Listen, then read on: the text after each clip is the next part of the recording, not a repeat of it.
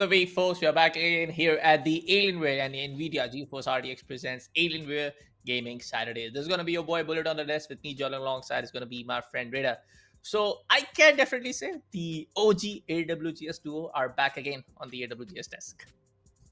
And the OG action is also going to be back, guys, because it's Valorant 2v2 that we are going to witness today. And of course, with every single matchup, a lot of retaliation, a lot of interesting plays are going to get developed. And remember, guys, we are visiting yet another interesting city, that is Hyderabad, the city of Nizams, where the meet and greet with Hi5 Gamer is going to be there. And the location is Pi International Electronics Limited in Hyderabad. So if you're near to the store, or if you are going to visit it in 2 to 3 hours, guys, just go ahead and visit it, because there will be the meet and greet. You can get a lot of insights, and you can get the hands-on experience of the Alienware M16R2 laptops as well. Well, you can get it in any other city as well, because there's so many stores.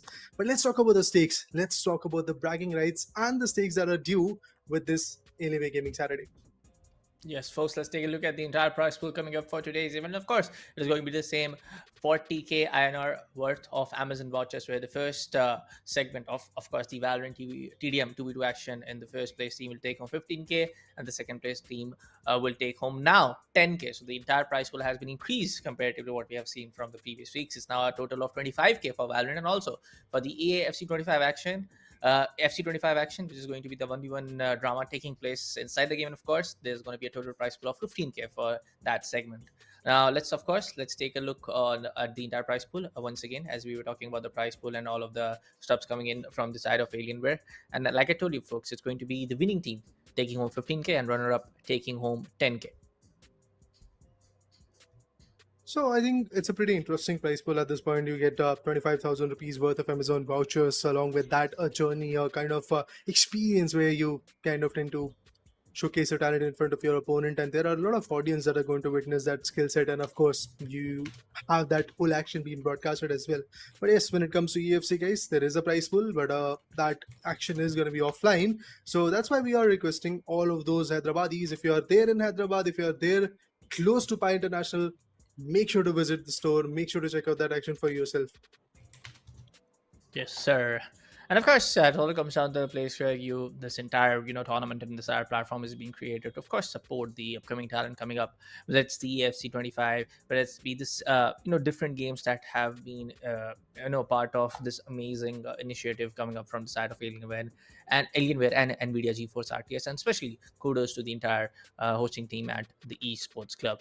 Let's take a look. Probably we'll be taking a look at the schedule for all of the Valorant teams, which is gonna be present in the Pi International Electronics Store at at Hyderabad. And of course, there's also a meet and greet session with Hi5 Gamer, which is a very prominent name when it comes down to the content creation space. Taking a look at the schedule, it's going to be Crimson facing up Havoc, Cold Trigger facing up Team Underdogs, Grills Wanted facing up Garam, and of course Hyderabad Hydra is facing up Team Insane Heads. So of course there's going to be the round one games, and as you know it, folks, there's no double seed brackets, there's no second chances being in play. All you have is a 10 minutes timer. All you have is, of course, make sure that you are the team who is popping off heads, and all you need to do is just make sure that you are ahead even by just 1 point in the TDM matchup. I mean, honestly, yes, of course, I agree with your points that you have to be on par with your decisions, as it's a BO1 matchup that you're going to witness. So just a single opportunity that you get, and in that opportunity, you have around 9 minutes and 50 seconds to play along with. You have a maximum score of 100 to reach, but we have not yet seen a lot of matches like that. Of course, in last 2 years, we have seen like what number of matches which we can count on our fingers, like maybe 10 to 15 Yeah. matches that we have seen where we have seen a marker of 100. Other than that, it's usually who is higher when it comes to the time being limited, and eventually at 0.06 when the clock hits that timer, whoever has got the highest score, that particular individual, or should I say the team, is of course going to win. They pass for the next particular stage. But as you go deeper into the tournament, as the stages are going to progress, of course the challenges are going to be even more on par. And when we are visiting Hyderabad, I do believe that we have quite a few promising talents when it comes to Valorant action from Hyderabad itself. Yes, and also comes down to the That one point that I really wanted to mention. This is probably the third time that we are going to Hyderabad in the past, like 6, 7 months. Apologies, in the past 1 year of the Alienware Gaming Saturday that we are doing in every other city. Of course, at the Daily store where they can get an hands-on feel on the daily Alienware, and of course, play amazing competition and amazing games. But right now, folks, we got the confirmation from the backend team. We'll be jumping straight into the first matchup of the day, and of course, again, we want to see some variation when it comes down to the agent picks. But right now, from what it looks, it's going to be duelists from both teams. Interesting choices coming through. Phoenix and Arena. Of course, Arena the go-to agent so far. From the other corner, it's the ISO and Arena coming through. So far, it feels like that. This Arena coming in from Havoc is just amazing. They're constantly getting the picks. They're constantly leading the shots. And recovery orbs have been taken. The shield was there. Arena retaliates. Flash takes ISO down, but as soon as that happened, Reina once again took the trade. 5-2. To be honest, we cannot really judge with the play that is being developed in this pistol round because, of course, initially you might struggle with pistol, ghost, and all. But in the later phase, as soon as we get to see the final stage and stage 3 coming through, where we have Vandals and Phantoms to play with, maybe even in the stage 3 where we have Guardians and Bulldogs, then people kind of tend to feel a little bit more comfortable because those are the choice of weapons which we have seen being utilized a lot. 6-3 so far. That means Havoc is still in the lead, but Crimson is not that far behind, and there you go. You have the Stinger and a Sheriff in the hand as well. Let's see how they're gonna play. But now they're just holding the stairs. Yeah, right now it's going to be a couple of kills coming in from both sides. Crimson, on the other hand, was able to get 3 when the initial first stage got started off. We do see Reina coming off from the back, trying to just take down the side of ISO. ISO on the SMG, of course, has a little bit of that advantage, but coming with the shotgun, which doesn't have that kind of a range, he's going to switch up to the Sheriff in play, and he takes down ISO with a headshot. 7 minutes and 40 seconds left on the clock. Yes, we do have a lot of the time where we can see a lot of drama, a lot of action coming in there. Right now, it's going to be Reina to take on the side of Flash 30 with the Phoenix, who is playing with the Phoenix. And yes, it's almost like a good Reina. When we talk about the side of Reina, is like, let's say, the fixed rate killer AWS will be more than 90% when it comes down to the entire, I would say, for the last 3 years that we are doing this. But when it comes down to also the play, also comes down to variation that we see with Phoenix, ISO. After introduction of ISO, yes, ISO has been one of the favorites, I would say, when it comes down to the TDM meta, especially here at the AWS meta radar. But it's more of like that, yes. We have also seen a lot of teams, playing really well when they have an initiator in the mix. I mean, a Breach or a Gecko can be absolutely amazing, but we have not yet seen that kind of a pick coming in a lot. Usually it's just the duelist combinations because of the fact that you get to flash your opponent, you get to utilize some quick moves like with Neon, you can use the relay bolts to concuss, and at the same point the fast lane to evade, the fast movements that brings in with the jet, the updrafts, the lead storm and all. Along with that, of course, you can be a little bit more on par with your approach. So all of that is obviously something that can help them a lot. But Flash 36k has no idea the Reina was behind in the stairs. Reina takes 4 consecutive frags back and forth, and Havoc versus Crimson. Now this storyline looks a little bit more closer as compared to what we started with. But still, there's the Bulldog action. Well, the players are trying to fight back. They're trying to put up a good marker. Again, Reina is good with his single tap shots, and with that Guardian, that Reina is just ripping apart the hopes of Havoc. At this point of time, I would say it's like a very head-to-head game, honestly speaking, when it comes down from especially from the side of Havoc. When it comes down from Crimson's player Reina, he is or she is doing an absolutely really good job when it comes down to popping off those kills, especially when it comes down to the Vandals and the Phantoms in play right now. Flash 36k takes on the side of ISO. A little bit of that dicier gameplay is definitely coming up from side of Crimson, where I have definitely appreciated their Reina, but that same kind of effort also needs to come up from the side of ISO. On the other side of Havoc, yes, they are able to get on to that 2-point or 3-point lead. They're also able to just kind of like just be a little ahead of what Crimson is trying to do in terms of the overall score. But for the side of Crimson, they really need to get take down 2 or 3 back-to-back, I would say, team vibes to be on that same level, and also to get that lead in this final stage. I think with every single stage, obviously the competition evolves along the way and you have better weapons to play with. And for that reason, I see Crimson also coming back into the picture, which is great with regards to us being the spectators and being the casters at this moment, because of the fact that as the competition evolves, we tend to have a lot of fun regarding how the players are stepping up a notch and getting the job done, because his DK was utilized, player was suppressed, and ISO completely took the advantage of that. Now it all turns down to Phoenix. Run it back has been utilized. Phoenix, he comes out of the ult, but unfortunately he was gunned down by his opponent. Wall bangable headshot right on the cranium. Reina will be caught off guard in a surprise. Super duper low. There is no resurrection orb available. And there's the Empress also available pretty soon. Oh no, the Empress was not there actually. Go on my mark. Hot hands, Go on my mark. balls. Look sharp. Every single util is absolutely amazing when it comes to a Phoenix. But look at that tight-knit competition. 25 to 22, 28 to 26. If this kind of a storyline is going to be there till the end of the competition, we are in for a good fight.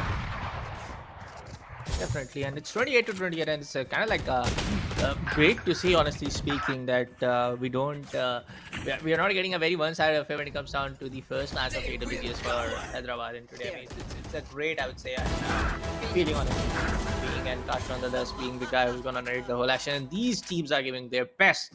32 to 28 now. Crimson has definitely understand for the fact that yes, we need to get those shots in. We need to take those frag points on our side, and it's definitely going to happen slow and steady. Flash 36K does get one, but it's going to be ISO with that operator in hand. Is able to get that third. Reina again from the side of Crimson. It's the Reina being the ultimate supreme guy. Just get down with those skills and doing absolutely everything so his or her team remains on top. Special situations, but still, the way Reina is pulling off, as you rightly called it out, is pretty amazing. Being consistent, effective with the aim, sticking with his teammate, coordinating with him. All of that is definitely paying off. Oh my god, they got the info, but as soon as that happened, the other Reina retaliates 32 to 37. The very first time we have seen Crimson taking the lead, and it's a big one. I mean, to be honest, 3 to 4 points of a lead is not that big, but when it comes to this particular matchup particularly, we know that it's a big lead because of the fact that the competition was always tight-knit. Like, a difference of 2 to 3 frags max was what we were watching at and looking at. For now, the difference is a little bit more bigger. 35 to 41, 6 frags of a difference. And that too, when the timer is running super low. We just have 180 seconds left. That means 2 more minutes. In these 2 minutes, 120 seconds, sorry, we have to see what kind of a play will be developed from the sides of Havoc. As being a team who started with the lead to being a team who is kind of finding themselves on the back foot, it's not a very good sign for Havoc. They'll be in tremendous pressure. Oh my god, but Reina seems to have clear idea of how to just elevate that pressure and put the opponent down in the ground. 44 to 37, 1 minute and 25 seconds left on the clock. Not a lot of time left where Havoc can really wreak havoc against the side of Crimson and just elevate those plays. Oh, there we go. Phoenix was blinded over there, and he was able to just get that pick against him, and in a very, I would say, kind of like a free track coming up right for the side of Havoc. But 41 to 46 now, and it's more of like a very, not a very close game, but still, it is definitely looking like this can result for a winning side, for the side of Crimson, for a winning play coming in from the side of Crimson. Right now, it's more of like a overall, I would say, and kind of like a comeback and retaliation from the side of Crimson, where they have completely overshadowed and outplayed the side of Havoc. 49 to 43. Yes, of course, it will be the 50 in play now, in charge of the entire game. It's going to be side of ISO with the third play, and now being in the same level on where his teammates were able to do 4. That was kind like a chaotic spray. That's going to be that 1v1 whiff. When Reina Corrade was able to get that, he was definitely flashed and blinded for a second. But now the lead is supremely embarked upon the side of Crimson. 54 to 43. 56 to 43. Stopping fire. Special situations like that are obviously going to be enormous, but at this point, of course, the reality is that Crimson is the one who is going to be on top, and they are obviously going to move forward to the next particular stage. But for Havoc, It's an unfortunate scenario, but it's part of gaming, guys. Either you win it or you learn from it. So that's going to be a big learning curve for the sides of Havoc, that even if you start with a good smile on your face and eventually, even if you start with a banger, because if you see for the first three stages, Havoc was completely in control. But after that, when it comes to the final stage, as we speculated, that once Vandals and Phantoms are going to queue in, maybe It's tides will change. And that's exactly what happened. exactly. Reina Yeah. outmaneuvered the opponent quite a bit, and that's why we see Crimson right now moving onwards to the next stage. 100%. And that was that, folks. That was the first matchup. I mean, it was a side of Havoc to kind of like wreck a little bit of that Havoc being in play against side of Crimson in the first few stages. But like you rightly called it out, that it was the Vandal and the Phantoms making that supreme, I would say, difference. And of course, finally, it was side of Crimson to kind of like get in that lead, especially after the stage 3 or the stage 4 kicked in. But for now, folks, that was the first match. We'll take a short little break here at the broadcast of Alienware and NVIDIA GeForce Arctis presents Alienware Gaming Saturdays. Don't go anywhere. We'll be coming up with the second match very shortly.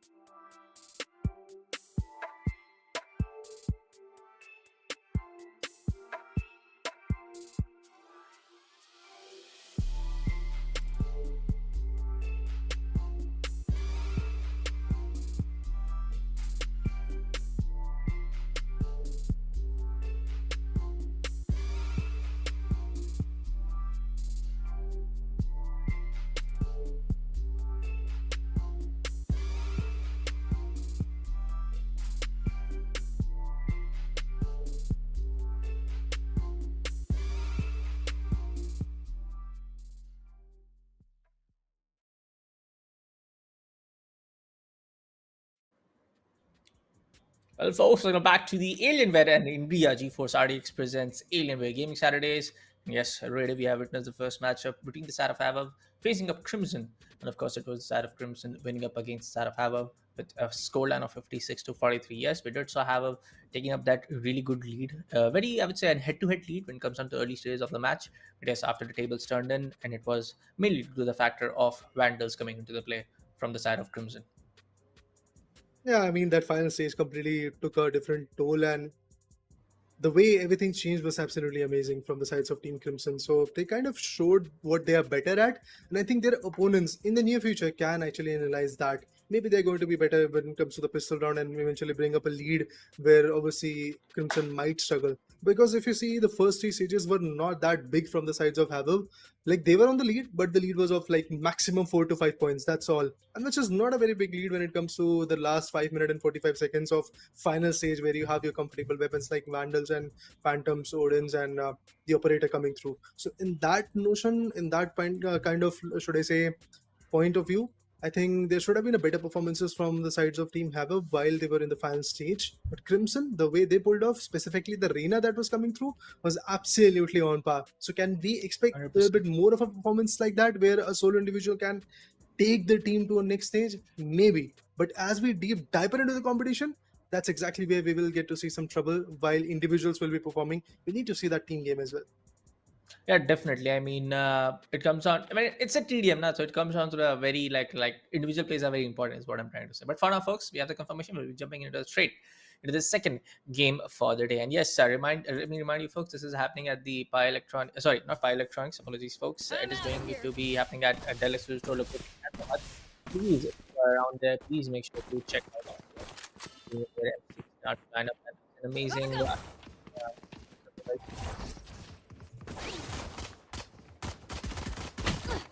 All right, let's be back in the game, and there you go. Devil Awoken. Pretty intriguing name. It seems like that he is indeed awake and ready to fight, as he was Yes. able to get the first pick. Can he get more? That's a big question. Immortal SG on the other corner is really getting a lot of picks. Neon versus Neon. Jet Yeah. up against Arena. Interesting. All duelist combination once again, but we have mirror agents also coming through. This time it's not the Arena, but it's the Neon. So those fast lanes, relay bowls, the overdrive. Oh, we are in for a big action. Yeah, definitely, folks. And of course, Underdogs facing up to the side of Cold Trigger. The name really suggests that it's going to be a really amazing battle coming up, but that's going to be only decided by all of these teams. So yeah, the point I was trying to make, folks, before I had some technical difficulties, the entire session is happening by Electronics, by International Electronics at Hyderabad. So if you are anyway nearby to the store or you're in Hyderabad, where you can actually jump off and go check out the amazing lineup of laptops coming up inside of Alienware. Please make sure to do that. And also, there's an amazing meet and greet session happening with Hi5 Gamer, who is a prominent name in the content creation space. And also grab some selfies. There are a lot of that fun activities going on at the store as well. Go check that out as well if you can. But right now, of course, you're going to see a lot of that sheriff play happening from the side of both teams. Extend is able to grab a few kills. The same, I would say, for the side of Devil Awoken. But right now, it will be the side of Extend to take down the side of Devil Awoken. And right now, it's going to be an equalized 7-7 scoreline. A lot of that utility is being played from both the Neon sides, especially those stuns, especially those slides coming in from both sides. But it's more of like right now, Cold Trigger able to land those headshots well and able to be the team who is being ahead of the entire score line. At many I would say point of play. Yeah, I think it's gonna be interesting to see how this close confrontation goes till the end. Oh, a lot of misses, finally a connection, because that trainer was into reload. Immortal SC is good with his aim, but at the same point there are certain weak moments where the opponent can outshine. So let's see if that's gonna be the case. There you go. The Bulldog indeed is hunting for the prize. 10 to 12. Cold Trigger is still up there with the lead of 2 points, and the Dogs on the other corner. They're right there. They're not that far behind, which is a good thing for them. But obviously, whenever you into play with that Bulldog, the Guardian can clearly stop you, which did not happen from the sides of Devil Awoken. Mortal SG brings in the Guardian. This time he was efficient, way too on par. Overdrive is available. Let's see if he's going to queue in. Oh, lovely, lovely. That was a lovely shot right to the cranium. Brilliant and efficient. A single tap and he was able to get 1 point for the team. Right, Extreme and Extinct. These two individuals are looking good for now. Overdrive being utilized. Finally queued in from the other side.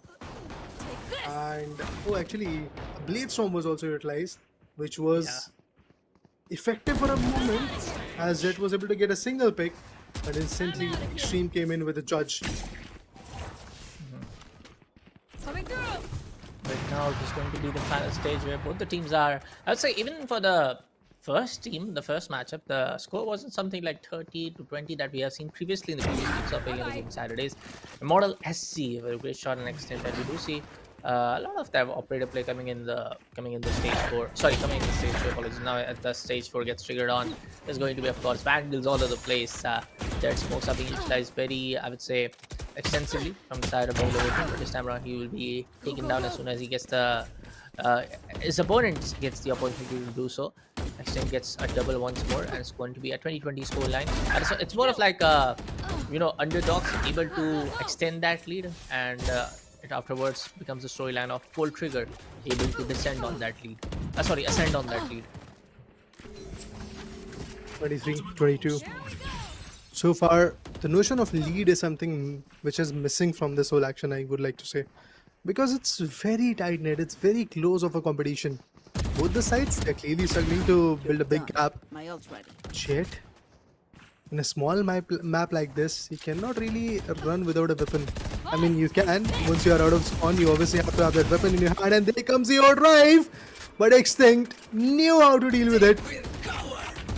For a moment, I was like, what is he doing? How is he controlling that recoil of a Vandal? But the way he played was absolutely amazing. But the Empress, just like the overdrive, was not that effective. Got a single pick, and after that was taken down. 29-25. Still, the gap is pretty interesting. There's the fast lane to relocate.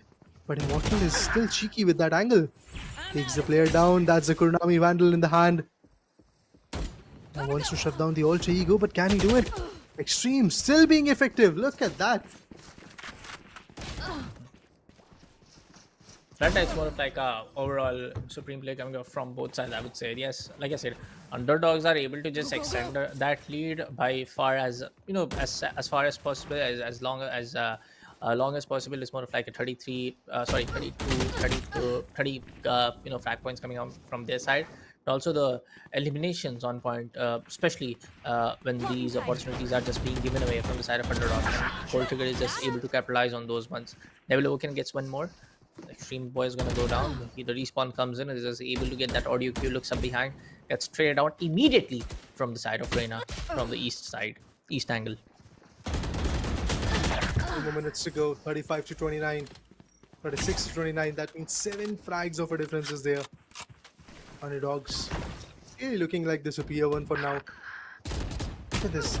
Impatient, playing on angles, but this one was a bit haphazard decision coming in from Extreme. Could have played on the stairs and then finally would have switched towards the other angle, but look at this. Slowly that difference is just getting shorter and shorter. And if this kind of a minimal play coming in from the sides of Cold Trigger is going to work, it will be a big problem for the other side. There's the Cloud Burst.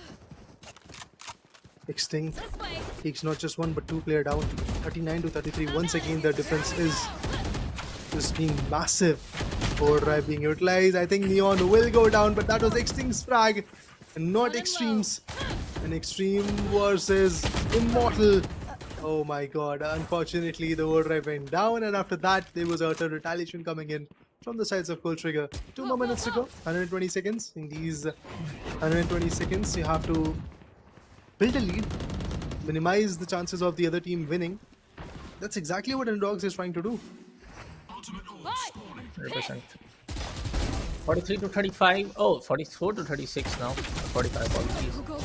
The overdrive comes in play, gets one, immediately gets shut down after the first kill happens, and first elimination gets triggered on. Mortal SC gets the second one from his side. It's coming in from the respawn, but it's more of like that the entire lead has been kind of like very much extended in the favor of Underdogs. 45 to 38 is somewhat like a scoreline that we have seen many times getting stumbled from the opponent team, but it's also more of like an I would say the winning formula when it comes down here at the AWGS meta that I'm speaking of. More of like that Cold Trigger. I would say the initial drawback that I have seen they're giving away too many chances. They're giving away too many opportunities where underdogs can capitalize on these small, minute mistakes. Especially for the side of Devil Oaken, he's definitely been the supreme, I would say, the leader to just get those frags in and get those elimination points on the charts. But it's also for the side of underdogs where both of the, I would say, the players are performing really well. I'm not saying for a fact that the second guy is not performing well. Yes, he's giving his 100% or her is giving 100%. But it's more of like underdogs are just able to just be there when it's required. Just get those headshots when it's absolutely required and just shut the entire gunfight down in less than 1 second. Devil Oaken was on knives out. Still after that, it was extreme to shut him down with a phantom in his hand. I mean, if that would have been a vandal, yes, I would have said a different let's say statement, but yeah, that's that. 10 seconds.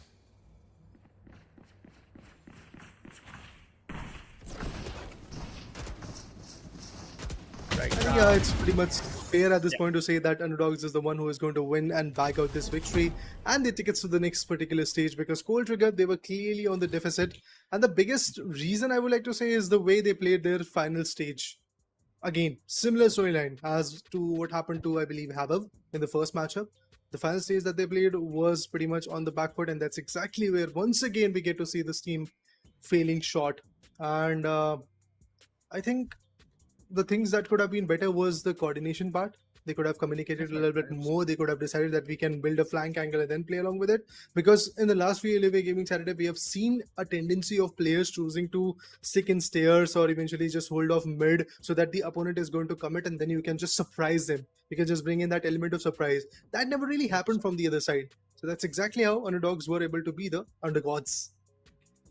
100%. And yeah, that was I would say it was more of like, especially the action or the I would say the elimination points, which kind of favored in the stage 2. It was not a very supreme play coming up from the side of Underdogs in the stage 3, and of course final stage was a completely different thing. But yeah, I would agree on the points where you said that it was very much similar from what Havoc to Havoc. But just to add on to that, it was more of like uh, it was a side of Underdogs to give up a kind of like a very consistent performance from in every of the stages. Havoc was completely shut down in the final stage, if I recall the first match final stage action. But yeah, that was that for Yeah. storylines and the entire dialogues, and I would say the discussion will continue. We'll take a short little break here at the Alienware and Engaging for RTX presents Alienware Gaming Saturdays. Don't go anywhere. We'll be coming up with the third matchup very shortly.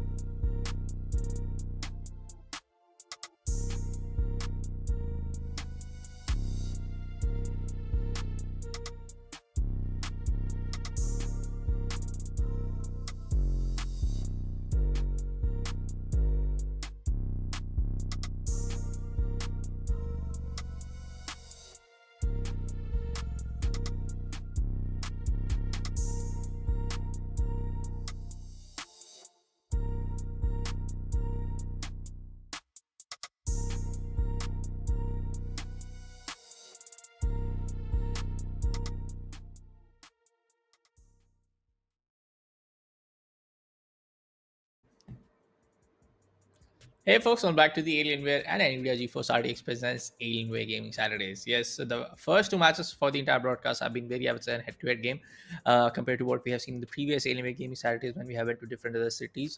Matches become very Yeah. one-sided, but these two games have been, very, I would say, phenomenal, and I would say one for the broadcast for sure. Of course, it has been close. It has been tight knit when it comes to the competition, and I believe with every single matchup, the competition is just going to get elevated as we dive Yeah, deeper into the exactly. competition. We get to see different stages coming through, and with that, of course, the opponents are also going to kind of analyze your strategies because it's not an online event that is happening right now. Yes, we are casting from a remote location, but at the same point, the store is filled with a lot of amazing gamers, and they are just learning about every single thing that you are trying to do, the tactics that you're using, the coordination, the communication that you're making. So that is the fun of a Alienware Gaming Saturday. That is exactly why we request you once again, if you're there in Hyderabad near Pi International, just go ahead and visit. You get to have that hands-on experience on the Alienware M16R2 laptops. Along with that, you get to have the meet and greet with Hi5 as well. That's a content creator, has amazing content to showcase, and you can get some selfies, you can get some hands-on experience, you can get some insights in content journey and all. A lot of things to gain, to be honest. 100%. I mean, when it comes down to the overall, I would say the experience that you get of just being there is just way too amazing, especially when you are kind of like breaking into the competitive gaming side for the Indian esports side, and especially when trying to get an idea of how the content creation space works, how I would say the competitive gaming works, because I know for sure that there have been a lot of that cases where semi-professional teams have been there, some of these tier one players have been there and part of Anyway Gaming Saturday is Yeah. for sure that we have seen. But for now, folks, we'll be jumping down to the third game, the third matchup for the day for the Valorant 2v2 segment. And right now, it's going to be Thanda Garam facing with Smocks. I don't know about Garam, but it's summer. It's summer season at the peak right now. So I want to see a lot of that Thanda plays for sure. Oh, okay. Should be takes down Shrishant, and after that there's Frosty Flicks retaliating on Paddy. 1-1. Again, a close start, I would like to say. Yeah. You never know how the end is going to be, what kind of a lead there will be. But Frosty Flicks is super low. Look at him. 25 HP on the region shield and a single person HP on himself as a player. But he still delivers. Still was able to surprise his opponent, and now he can go for the heal orb. Takes the recovery orb. Back to with 100 HP, and the full shield is also available when it comes to that region shield. 25 HP of that. Shibi, he has to come up with a surprise. Wanted to go for the right click. Never really happened. 10 seconds. 4 to 3. Over there. Again, some more connections being made. But Frosty Flicks this time was able to be efficient. Stage 2 is here. With that, I think Sheriffs, Stingers. Let's welcome that. Yeah.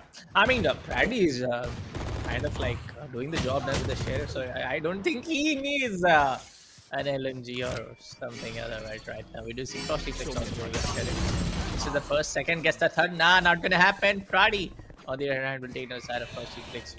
When it comes down to the side of Shibi and Pradi, they are kind of like get those shots where they need.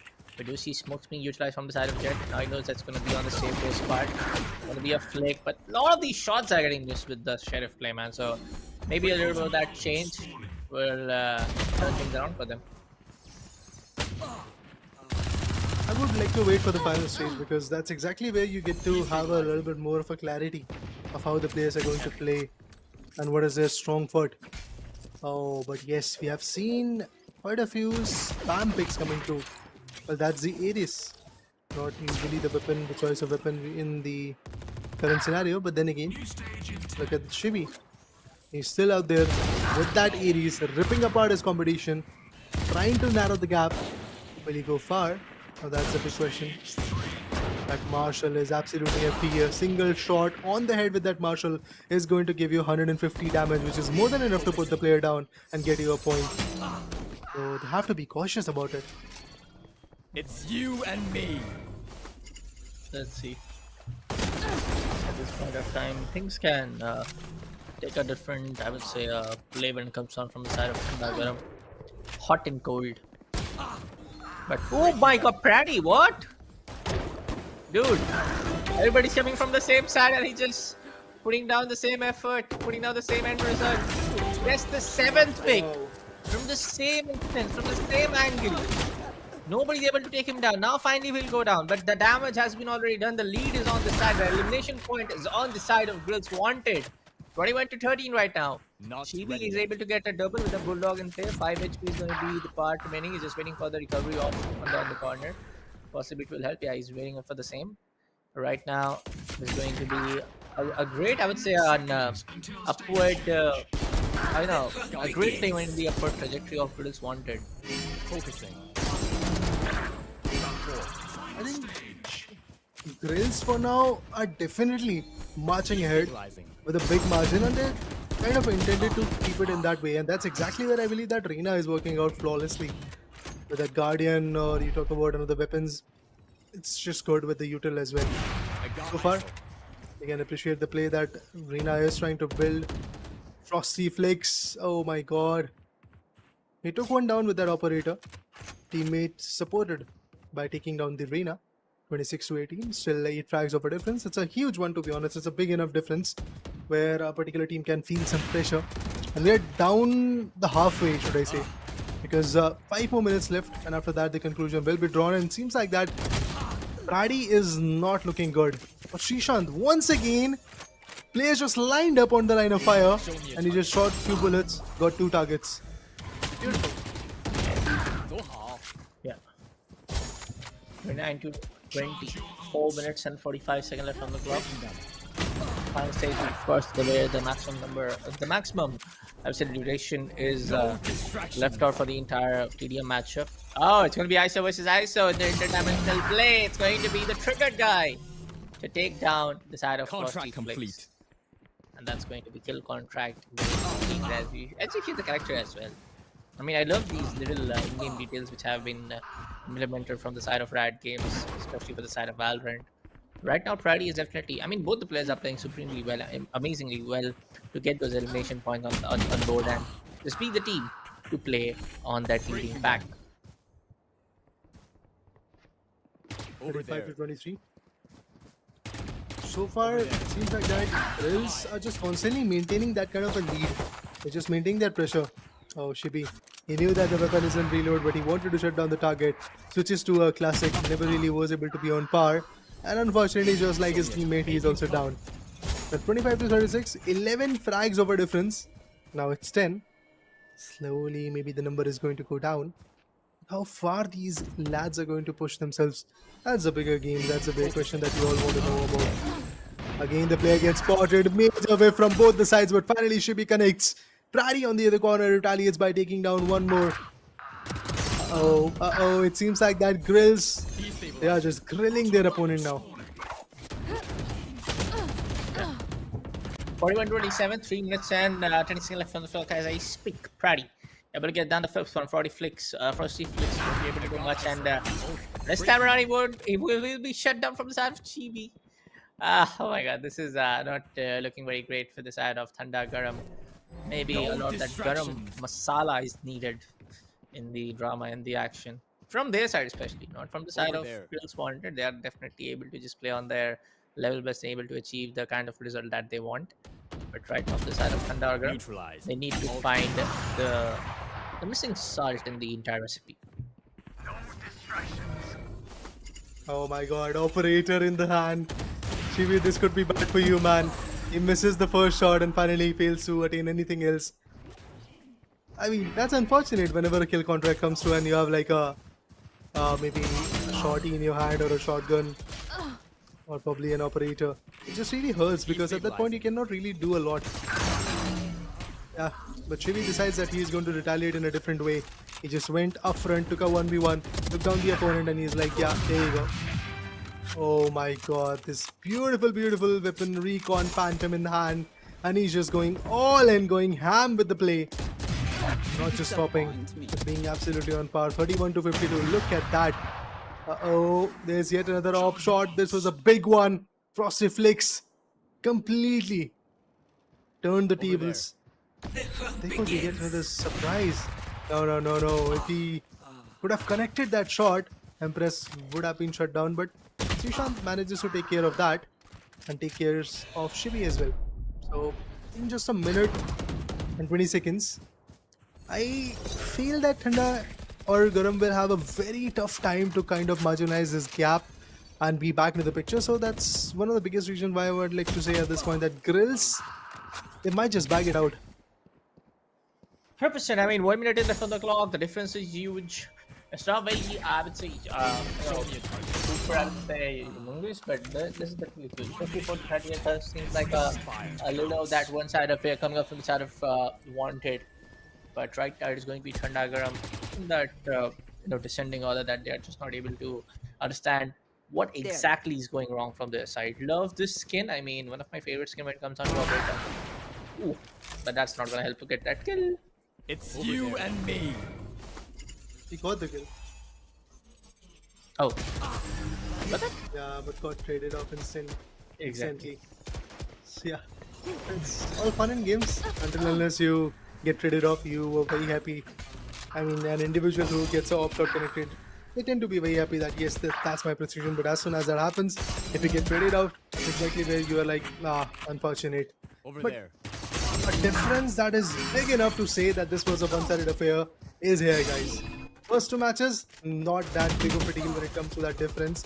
But right now, guys, we have a huge difference coming in, somewhere around 24 points. Now it's 23. 23 points of a difference coming through, and Grills Wanted will shut down their opponent. And that's how they're going to take that lead. That's how they're going to take that ticket to the next particular stage, waiting for their other opponent. I think they did wonderful, to be honest. The way they played, the way they were able to build that coordination part was pretty amazing. Yes, they clearly struggled, specifically just like Crimson in the initial stages where they had pistols in their hand. But as soon as they went down to the Vandals, the Phantoms, again, we got to see an evolution coming in the gameplay. Yeah, and this was probably one of the games as well where players were giving a lot of their priority to Operator. And we didn't saw, of Yeah. course, we did saw Vandals and Phantoms, but it was more of like both of the teams were very eager to use the operators from their side, and they did get the result of the same very much well, especially for the side of, I would say, Grills Wanted. But for the side of Thandagaram, by looking at the interesting name, I was expecting a little bit of that more interesting gameplay. It did happen, but yes, it's a kind of that pattern, folks. I would say, kind of like throw it on the players coming on to the teams coming out. It's the pattern. When we have very one-sided affairs, very one-sided matches here at the Alienware broadcast, it comes down to the fact that there's like only 1 or 2 games where we do see the head-to-head combat coming up in play. But if that head-to-head combat coming in play from the initial matches, yes, it will be that one-sided affair, especially coming in the 4th and the 5th matches. And this has been happening for the last, I would say, 6-7 months.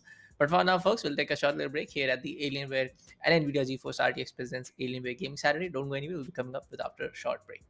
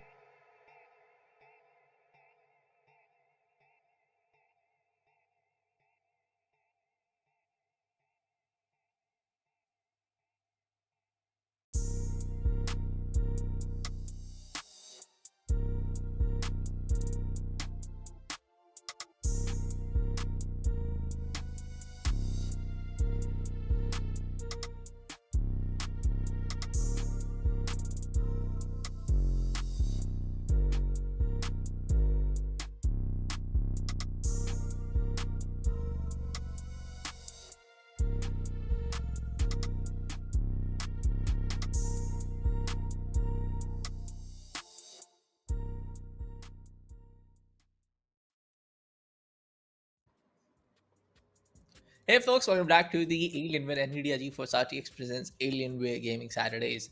4 matches have been done. Sorry, 3 matches have been done. We have seen everything for today.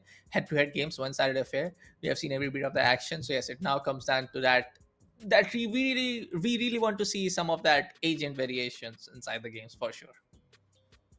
I completely agree with you. There are no doubts in my mind regarding that. We want to see something different when it comes to 100%. the agent selections because it's usually the Neon, the Reina, ISO, or at max you go down to Jet or Phoenix. That's all we have seen so far in these 3 games that we have seen witnessed. So maybe an initiator that we were talking about initially, even Yeah. before the action started. Maybe an initiator coming through because I don't believe a sentinel or a controller is going to be that much viable as compared to an initiator if you are replacing it with replacing it in place of a duelist. Because again, Yeah. in a 2v2 showdown where the gunpowder is actually very very important, where your flashes are going to be important, your fast movements are going to be very important, your way to heal yourself is going to be very important. In terms of that, of course, when it comes to duelists, they have that edge. But if you want to bring an initiator, I think a breach can be effective. You have initiators like Gecko. But let's dive into the game, guys. Let's have a Yeah. look at what agents are actually coming through in this fourth one. Let's avoid all the speculations, all the variables, because it is going to come down to the last action that we're going to see lately in this particular 100%. matchup. Yeah, let's directly jump into the game first. We'll be jumping on to the fourth matchup on the broadcast here today. Yes, that's going to be Hyderabad Hydras facing up Team Heads. We do see a couple of kills and a couple of early kills coming in from Bali Bro. It's going to take down the side of 69. But finally, we do see some variations. Thank you so much. Rage is going to be the next duelist coming in the mix. Of course, it's going to be ISO and Reina. Almost the same composition that we have seen since past 1 year, especially even after the night ISO was patched in the year 4 update the year 3 mid update for the side of coming in from side of Valorant. But it's more of like been the same case for the side of ISO. So he is still very much powerful and very much, I would say, kind of overpowered in 1v1 fights. It is, but you have to pair it. To be honest, even if you talk about a classic 5-5 rank matchup or a competitive one, you have to pair that ISO with a good initiator, and the smokes have to be on point because even with that shield, that first bullet absorption is absolutely amazing. But again, you have to be there for the support with ISO. I believe an agent which can be very effective as a solo rider could be a Neon, could be a Jet, could be a Reina, because these 3 type of duelists, they're good with the heals, the flashes, the quick movements and all. That really helps them to make an entry, make a show.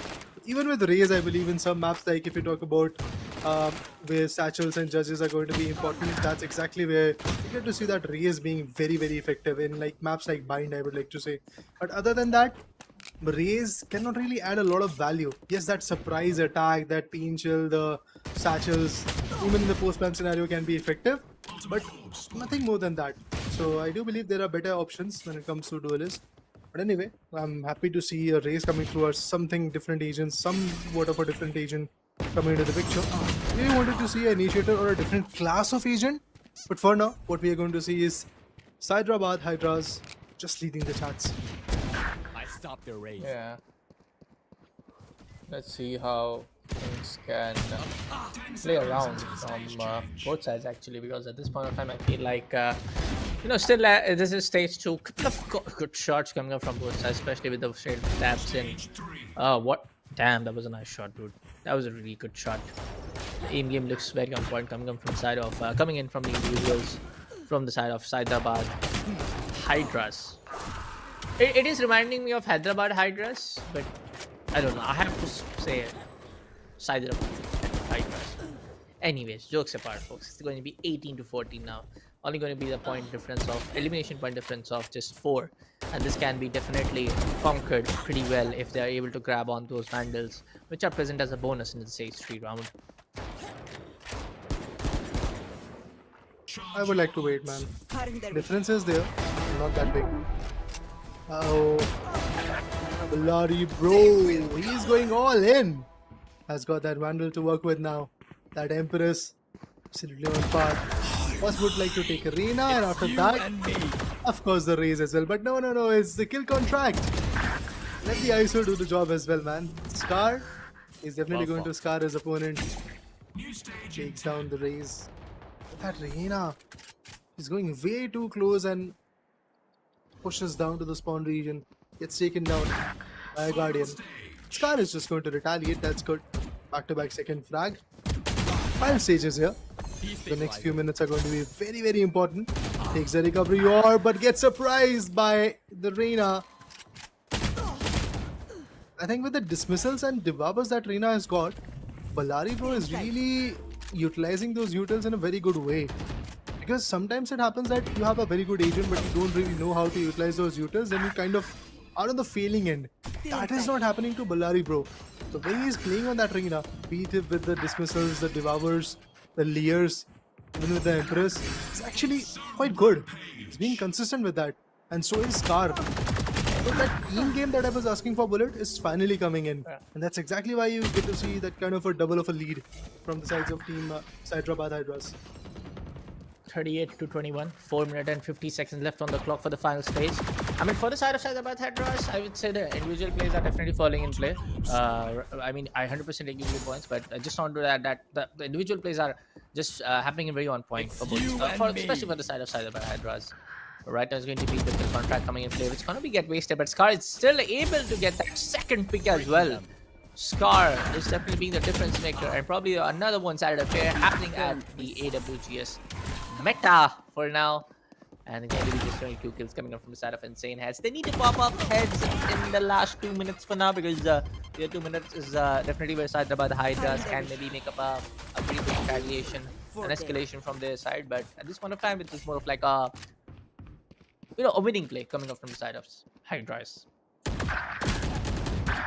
Oh, look at that. Scar. As soon as Ballari bro fails, Scar steps up. That is the beauty of this team known as Hyderabad Hydras, and that's exactly why they're kind of winning. But look at that.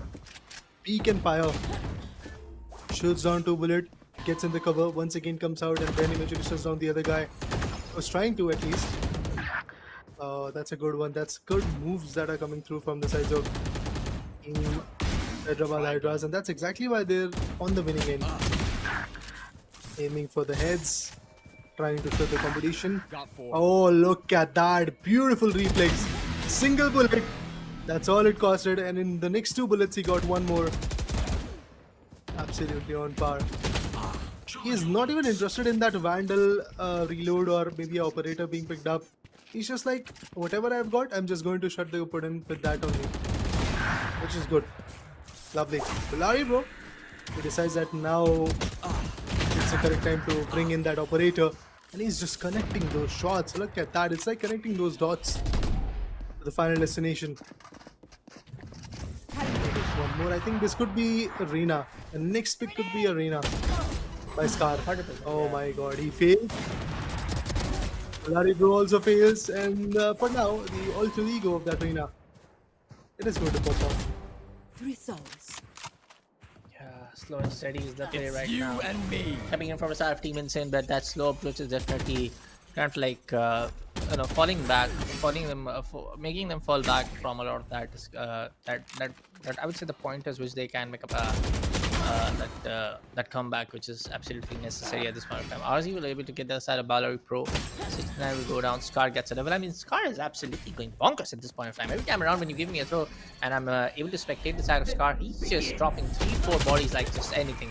Reyna comes up with the ultimate. Phantom in the hand is deadly as hell.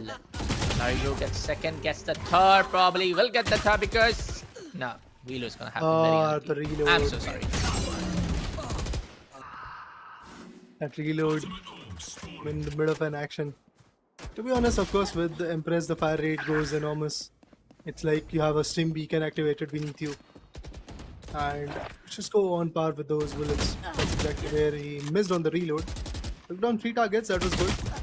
But it's like a normal day stuff for Ballari bro, because as soon as he's on back, look at him once again getting 3 Ks and then finally getting put down. Scar on the other corner is also there with 3 consecutive frags.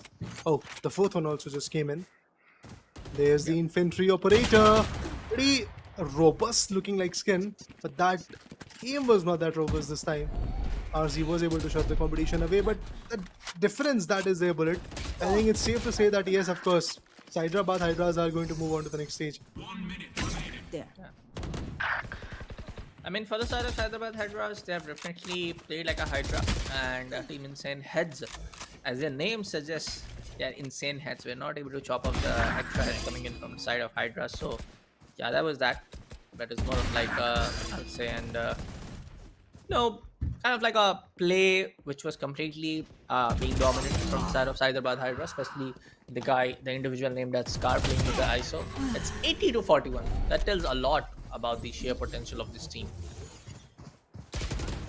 I agree.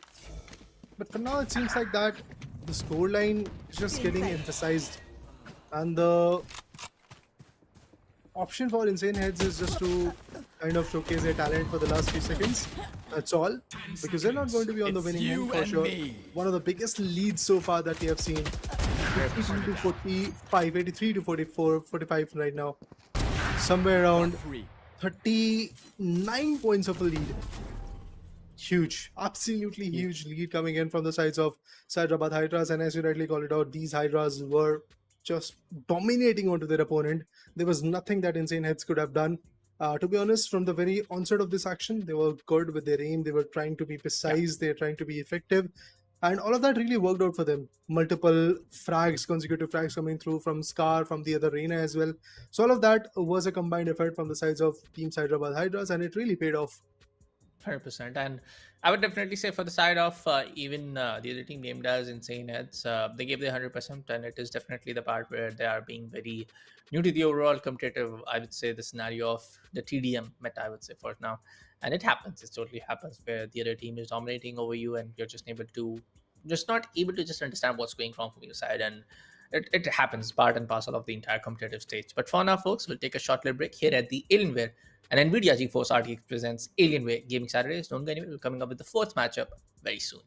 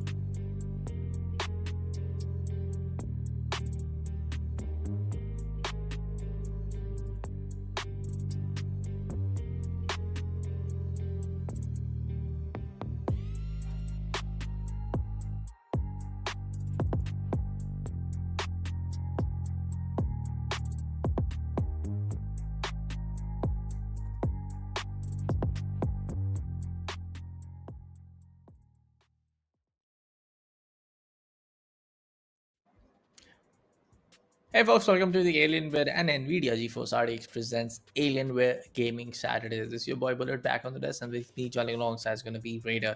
Yes, we have seen 4 matches back to back, some of them being very one-sided, especially the last two ones, man. And of course, the first two ones being very head-to-head games. I mean, yeah, first two were kind of a table turner type of matches where we got to see Havoc falling on the back foot and Crimson taking the lead, and in the second one, similar storyline happened to yet another team. So now the question is, what next? Are we going to see yet another close quarter matchup, or we are going to see a complete fiesta coming in from a single team and the other one falling short of breath? Let's wait and watch. But before that, guys, let's have a look at the schedule as well, and few more interesting names could be coming in, I would like to say, for sure. So let's just move on. Let's see what the schedule is telling us. And we have Sage mains up against Crimsons. That means we are, I think, already pretty close to stage 2 coming through. Smocks versus Team XYZ. Kratos official versus Underdogs. Team for the win versus Koithro. Pretty interesting names, specifically Sage mains. So, Bullet, I think maybe we are going to see now some Sages. Maybe I don't know, man. Don't get me wrong. I feel like even if their names have Sagemans, Underdogs, or maybe any one of these agents coming in play, I feel like still there is that the part there where they need to just play with those duelists, play with those agents which can help them kind of to just get those overall just skills and help them to just perform better individually. But right now we will be, of course, when it comes down to Sagemen's facing up Crimsons, this probably is going to be the second stage game, and yes, there's going to be the second stage schedule on what we are looking at right now. So yeah, there's going to be a lot of that, maybe the test and must between two teams trying to just get those victory play from their side. But also it comes down to the part where teams like Crimsons, teams like Underdogs, teams like For the Win, even for teams like Sage Mains can actually put up a really good show against their team, even though they have kind of like their opponent teams have kind of like qualified from a very, very, I would say, kind of like exceptional play coming on from their side. I would like to wait for that, man. To be honest, jumping into conclusion is not going to be the case for me for now, because maybe things are going to be a little bit more different from these teams. I obviously want to see one thing, that is the coordination coming through. Second would be, of course, the communication between two individuals, because that can obviously improve that gameplay. You might be struggling for the first 1, 2, 4, 5 minutes, but in the later phase, if you have that proper communication coming through, the well coordinated attacks coming through, you can easily turn the tables like what Crimson did and the other teams did. So let's just wait and watch and see how this whole situation goes down. Now, the next action that we are going to see is going to be between Team XYZ versus Smocks. So I'm patiently waiting to see if XYZ is better than Smocks. Let's wait and watch. Let's see, and of course we got the update, folks. We will be jumping down to the sixth game for now, folks. We'll be jumping down to the fifth game, a later part of the broadcast. We'll be jumping down to witness the action coming out from the sixth matchup, which was scheduled. But right now, yes, we have talked about the agent variation. We have talked about some of these decisions happening here and there. We've definitely talked about on how we really want to see some changes happening in the entire WGS meta, because it is, man, because it is a TDM now. There's not a lot of that strategies and tactics that you can plan. It very much solely depends on the individual play. It solely very depends on the coordination. But yes, folks, we'll be jumping down to the, I would say, for broadcast, fifth matchup according to the schedule is going to be the sixth matchup. So let's straight away jump into the action, wait for the players to come in, and eventually see the combinations as well. XYZ versus Smocks Esports. Technologia. Oh, I heard the term Technologia quite a bit. We have Technologia also coming through. And let's see how Technologia is going to play with that. Neon has no idea that there is a different action that the other guys have taken, and a different agent as well. We have a Sentinel known as Deadlock coming through. So those sonic sensors, Gravinet, Barrier Mesh, I'm looking forward to it. But Technologia answers back with the right taps from the classic. Yep. Maybe Technologia can definitely help up with the Technologia. And definitely maybe Team XYZ can win up the entire play. But yeah, that was for all fun, folks. And that isn't play. I mean, Deadlock coming in a TDM. I mean, you just have a very small map. Those utilities can make it more small. There's gonna be a little bit of that trouble happening in for the side of Team XYZ, honestly.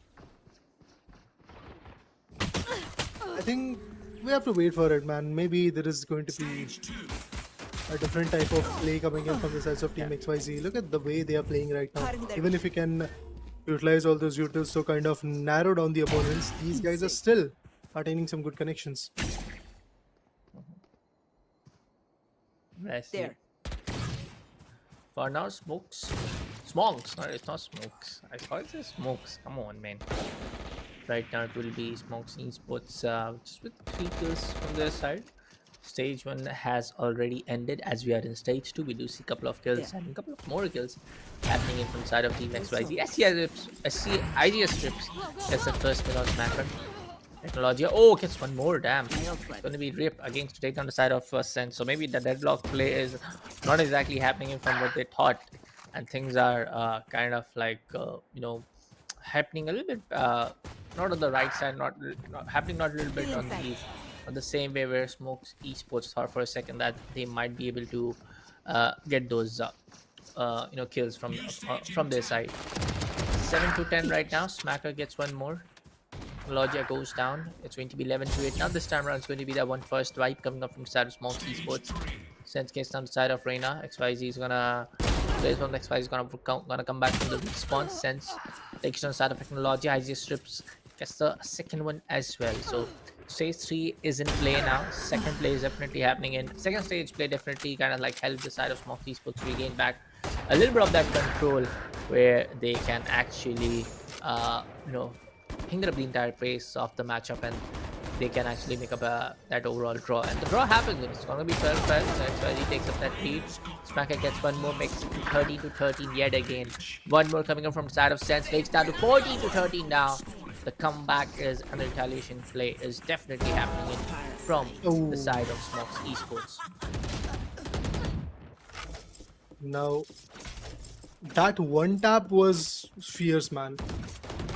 Empress activated the single tap that went through.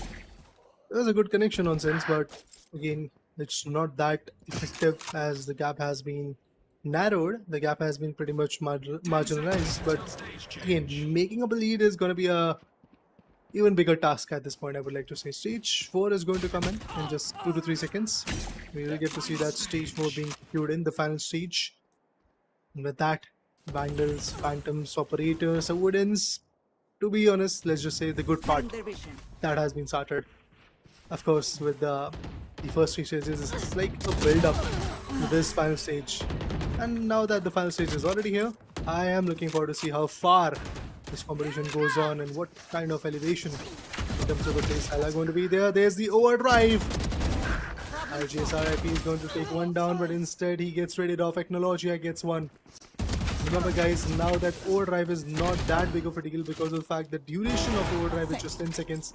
You have to get multiple frags in order to just completely maintain that pressure onto your opponent. RIP with that operator takes one more down. Technologia, which shuts down Smacker. 24-19, 25-19, 6 frags over difference. As soon as the final stage started, it seems like that XYZ is just elevating their game. Charge your ults. 100%.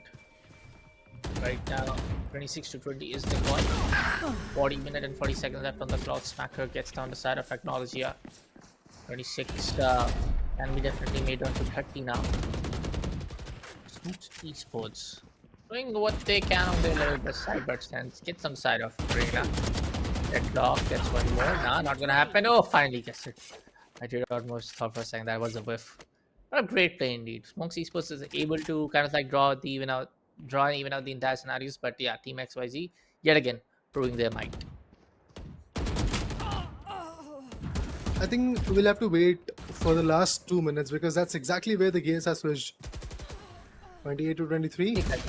RIP once again elevating the competition. 7 frags over difference.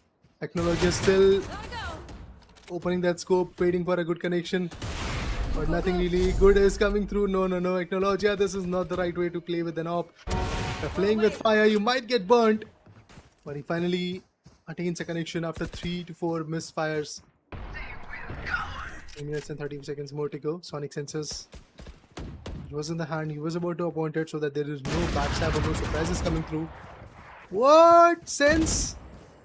I know that technology is failing to attain some good shots. You should not be the guy who is going to fail to attain those shots, because if you do so, the other guy is going to just put you down, and that's exactly what happened. Oh my god, There. Technologia.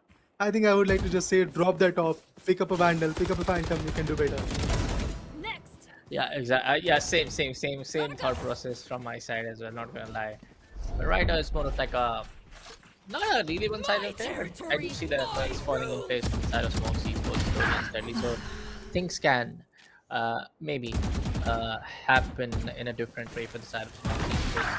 But there's not a lot of that time left. 2 minutes 45 seconds is left on the timer, left on the clock, and things can maybe take up a different turn from coming up from the side of Smocks Esports. But oh, a 5 kill, a 5 back-to-back points coming up, elimination points coming up from the side of Smocks Esports. Not just going to beat right there. Sense gets that double. Going to be still Sense playing with that deadlock.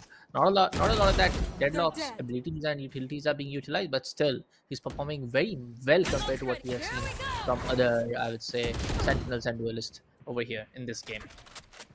I mean, to be honest, whenever we had conversations regarding which particular Sentinel, if there is a Sentinel, should come through, I think Deadlock never comes in my mind because of the fact that Deadlock cannot be that efficient. Yes, with that Annihilation, you might be able to catch a player or so, corner a player. But then again, the teammate might just fade you out, or eventually that Annihilation can be failed. The best Sentinel that I have in my mind for this kind of setup is for sure Chamber. With that Rendezvous, Headhunter, the Tour de Force, all of that is definitely something that can help you a lot. To be honest, Chamber is like a pseudo duelist. He is like a duelist because it can give you that quick shift in movements. It can give you operator like skill, and it can actually create that backstab illusion as well. So even in a rank match or in a situation like this, I think that a chamber could have been way more valuable than a deadlock or maybe even a sage as well, because even with that sage, that ultimate is just something which is not useful. With that resurrection, you cannot pick anybody because there are no bodies that drop down. So yeah, all in all, I think that deadlock pick was kind of iffy, but he can be valuable with that deadlock with his aim prowess, and I think he's trying his level best to maintain that. But still, there is a 4-fact difference, and that's exactly where these guys have to step up. Go, go, go! Yeah. Shocking! Slow and steady, the approach slow and steady is more of like, and very much a close game coming up from the side of Smocks Esports. Definitely, they just need 5. This can happen definitely from the side of Smocks Esports. Gets trapped in the trap, and as we go, Seth gets one more. Probably gets the second. The trade is gonna happen. 47 to 43. This is a very close game close right now. Nausea gets one more. Nah. This is not falling in the right side, but still, I love the fact that they have not given up at any point of time, and love to see the enthusiasm inside the game. Gets one more. Sense is not performing so well in the final stages, final few seconds, but yeah, that's going to be the play, folks. I feel like this is over, done and dusted from the side of Team XYZ. 52 to 45 now, maybe 53. One more coming up. Nah, not going to happen. 52 to 46 now. It's going to be the side of Team XYZ to remain the winner. Well, they delivered. They did deliver against their opponent.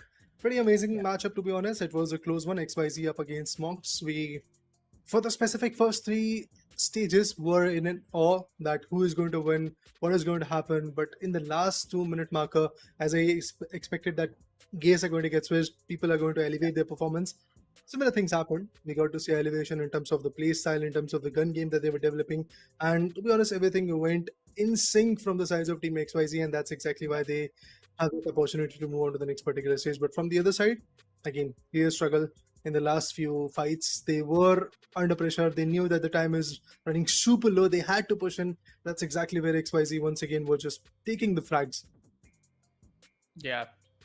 Overall, I would say it was a great matchup, and Smokes Esports were just able to kind of like counter it down to making the entire overall scores equalize for 2 times. We did saw almost doing it in the final stage as well. No, they did it once when the clock was on stage 2 or stage 3, I guess. But for now, folks, that was a 5th matchup right here on the broadcast. We'll be playing the 5th matchup according to the schedule after this one, after we go down to a short little break, and we'll be coming up with the 6th match up on the broadcast very much soon. Don't go anywhere. Make sure to check out the Dell Alienware M16R2 on your nearest Dell exclusive store. We'll be coming up with the next matchup after a break very shortly.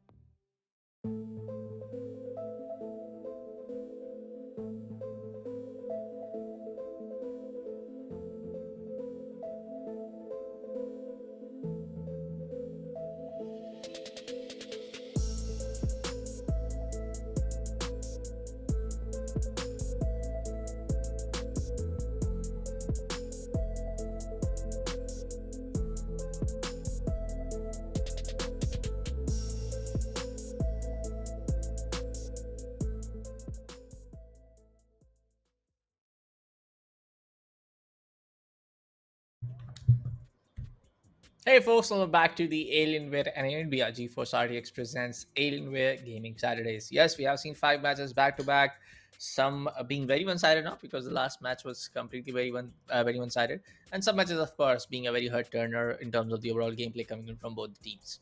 No, I agree. I mean, as you rightly called it out, the previous one was kind of a match where, to be specific, for the first three stages, things were going even Steven, and eventually we thought that maybe this one is going to win, that one is going to win between XYZ and the other team.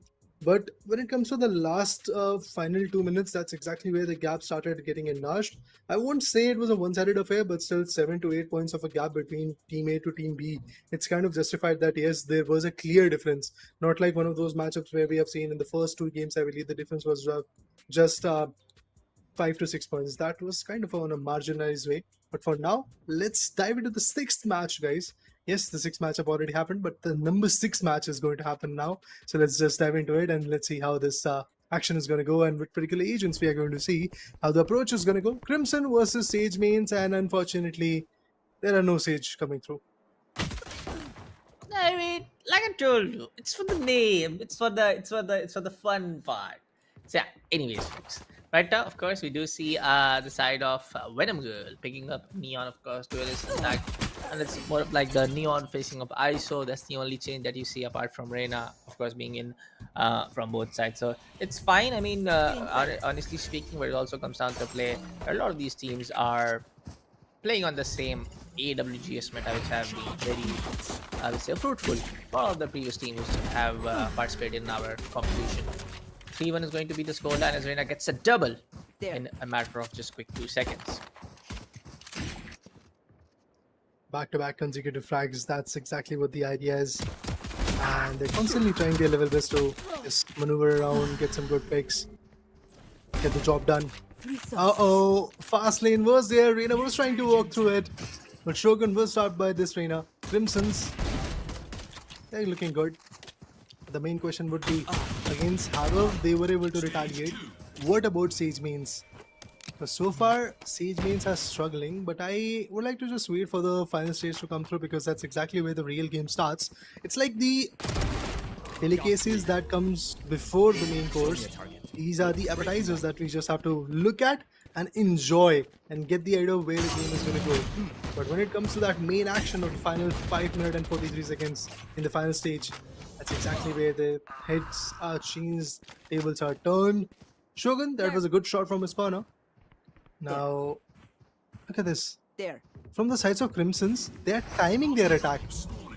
So ISO was waiting for the Reina and vice versa, and finally they are pitching in, but still Shogun was able to get the better out of it. Well, let's see. For now, it's definitely wait for, kind of like a just wait for the stage 3 action to kind of begin. We'll kind of just tell the entire play on where things can actually go for which side, which team has a better lead or whatnot. And yeah, that's going to happen. Stage 3 is going to get triggered on in a matter of just few seconds, and now Crimsons is having a 5-point lead and just 4 coming up from the side of Sage mains. One more comes up from the side of Shogun, makes down to 10 and 7. But we do see that initial elimination point lead coming up from the side of Crimsons. The neon slowly closing in. No, you cannot open that scope. If you do, it will be a burst weapon rather than an automatic SMG. Small mistakes, big prices to pay. 7 to 14, Crimson clearly leading the charts with a big difference. It's like double the lead. Sage mains on the other corner, they're still trying to figure out what is going wrong for them. And the answer that I have for them is basically not being able to coordinate their attacks. There's a lead. 100%. Reina still stuck in the corner. Once again, Reina delivers. Go on. Let's see, folks. I mean, at this point of time, Crimsons is definitely having a lead, and a very good lead, honestly speaking. They are able to just get that 10-point lead from this. I make them to the 11 now. Because slowly and steadily, yes, Sage mains are able to just climb back to the same, I would say, the momentum. But in terms of the overall elimination points, it's not exactly happening at the right pace coming up from the side of Sage mains. The No We are in the final stage. The scoreline is just 19-9. So it definitely tells about the fact that both of our teams are playing it very cautious, very safe. No aggressive stance is being taken from either side. It's more of like we're gonna play the safe game unless the opponent team decides to go bonkers and bonkers out all over the place. But is it going to be effective? That's the main cause that we want to know about. 24-9. 15 frags of a difference. It's a big one. And it seems like that Crimson is just making sure that nobody comes out of that spawn and puts a gun on us. They are just shutting down every single ounce of comeback coming in from the sides of Team Sage Means. As Sage is already here, that means the true testing period is already online. And Reina back-to-back consecutive 10 plus frags coming through. No stoppage to what Reina can do. And it seems like that is a motivation booster for ISO as well, because now ISO is also popping off. So when two individuals of a team start popping off in a 2v2 battle, the other team, they're easily in a very big troublesome situation. Look at Reina! Just not going down. Yeah, at this point, Reina is just being extremely unstoppable, man. And we were talking about this. This was not looking very one-sided, but now it's one-sided now. 35-11. ISO Reina just not stopping anytime soon, dude. Come on, Sage. Come on, Sage, man. You gotta just stop this guy out, dude. Just approach this guy. Both of you speak at the same time. Not gonna happen. I'm just gonna take them both out. So yeah, I mean, not to make fun of anyone, but it's more of like Sage wins are being very new to the competition and competitive gameplay of Valorant for sure. I mean, they're clearly on deficits and they're trying to come back to the picture, but nothing really is working out because of the fact that, again, they're being isolated by their opponents and they're just getting picked off. Look at this. I mean, Reina is popping off, but what about ISO? As I said, it's like a motivation booster. Can go for the kill contract, but he has to wait for his teammate that the backup can be given on that spawn area of that kill contract. Shogun takes ISO down. A massive lead already is there, guys. Around 29 points of a lead. That's a huge one to talk about. 28 now. No distraction. There's the kill contract. Picks up the Reina. Let's see Shogun versus ISO. Who's going to be the better one? The shield has already been broken. Goes in for the single taps. Nothing really worked out, and the player is out and aboard. And Venom was patiently waiting. Venom was patiently waiting to see if the player is going to spawn here, so that he can take the trade. Now, some operator action. Who else? Things are looking very much, I would say, on point for both sides, but it's more of like Crimsons are just seeing that way too much valuable team, just able to just create so much value out of this for themselves, and just stopping every other play coming up from their side. It's that very simple, honestly. It's not like a big, I would say, IQ play coming up from both sides. It's just more of like a Sage man's not able to win those gunfights, honestly speaking. I think it's highly improbable that Sage Mains are going to come back into the picture. There is no chance that I see. As the timer is running super low, we are down to like 120 seconds. And the way Crimsons are playing, they clearly have a very good grasp on the necks of Sage Mains. It feels like that Sage Mains are struggling and they're trying to find a way to be back into the picture. But the other guys, they clearly have a very good idea of what they need to do so that they can conquer the beast. And Crimsons, I do believe that they're going to move forward to the next stage for sure. For sure. 53-20 now. 1 minute and 35 seconds left on the clock. Maybe a couple of more, and definitely Sagemans will be a little bit unhappy with their overall performance, and they'll be like kind of like, you know, what we can exactly do to make things better from next time, you know. There. That's going to be a long time, to be honest. Yeah, definitely.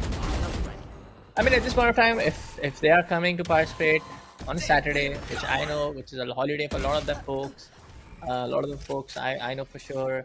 I mean, you know, I'm just able to understand that they are definitely the guys or the girls taking their time out on their busy lives to participate in these kind of initiatives and make this a successful one. So huge kudos and respect to everybody. Yeah, no doubt in that. They're having fun. They are getting the insights of what esports is all about and how these amazing laptops like Alienware M16R2 Stealing laptops sight. are obviously going to in turn help them in their productivity. So guys, it's like you might think that we are gamers and we are trying to tell you about the Alienware gaming laptops. It's just not like that. Smart If you are a move. productive guy, if you are just there to consecutively enjoy the multimedia, again, M16R2, best one that you can get in a smaller form factor, power pack performance. But what was that power pack shot? Shogun in a reflex, he just connects that shot right on the cranium. 64 to 29. Now that's a huge difference. Around 35 points of a difference is what we are going to witness. Crimson, Yeah. the first match that they played, that was Sage 1. At that point, they were kind of on a struggling note. They barely were able to manage to win that matchup against Havoc. But it's pretty interesting to see that in stage 2, against their, should I say, better opponents, they were able to Yeah. perform even better. Now, that's It a was- journey that should be credible for the sides of Crimson. I just hope that they're going to maintain this reign of terror, maintain this kind of a play, and probably move on to the grand finale. Maybe win or maybe not. I'm not going to count on that. I'm not going to say on that. But I want to see one thing that they should at least qualify to the later stage. Yeah, definitely. I mean, overall, it was a very good, I would say, and play coming up from both scenes. But it was more of like other team just able to win gunfights, and the other team is just struggling at this point of time. But overall, it was a nice matchup, and it happens, and we have seen tons of matchup like this here at Alienware Gaming Saturday. So I'm not really surprised, and kudos to both the teams for participating in this Alienware Gaming Saturdays. But for now, folks, after every other matchup, we take a short little break and come up with the next one very shortly.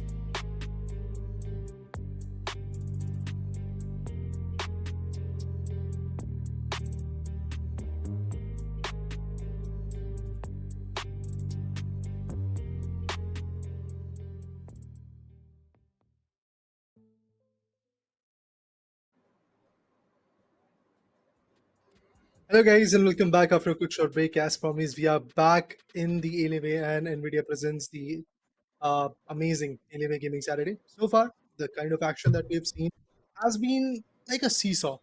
Initially, the matches were absolutely close, cutthroat, but lately we have seen one-sided affairs as well. And as we are Yeah. diving deeper into the next few stages, we once again get to see similar tendencies.